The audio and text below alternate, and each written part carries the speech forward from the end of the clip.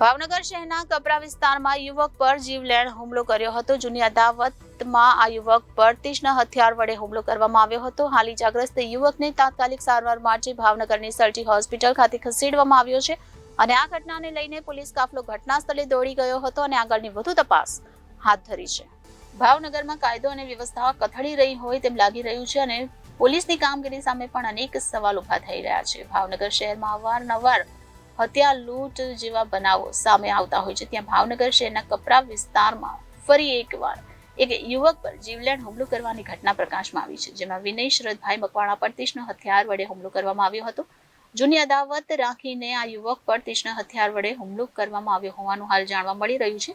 ઇજાગ્રસ્ત યુવકને સારવાર અર્થે તાત્કાલિક ભાવનગરની સલટી હોસ્પિટલ ખાતે ખસેડવામાં આવ્યો હતો અને આ ઘટનાને લઈને પોલીસને જાણ કરવામાં આવતા પોલીસ કાફલો પણ ઘટના સ્થળે દોડી આવ્યો હતો અને આગળની વધુ તપાસ હાથ ધરી છે. ઓકે બેન, નામ? અમે છે ને અમારા મમ્મીના ઘરે. પહેલા તમારું નામ દે. મારું નામ આજા પાર્વતી સાગરભાઈ. કઈ જગ્યાએ રહો બેન? પરામાં. શું થયું બેન? અમે છે ને જતા મારા મમ્મીના ઘરે ટિફિન લેવા, તે અમે ઊભા રહ્યા ને તો બે જણા આવીને તે છરી મારી દીધી. કોને મારી બેન? મારા ઘરવાળાને. શું લેવા મારી બેન? કાંઈ વાંક નહીં તોય મારી દીધી, ઊભા થા તોય તે. જૂની અદાવત કોઈ કરી બેન? નહીં. કેટલા જણા મારવા? બે જ તે. શું નામ છે?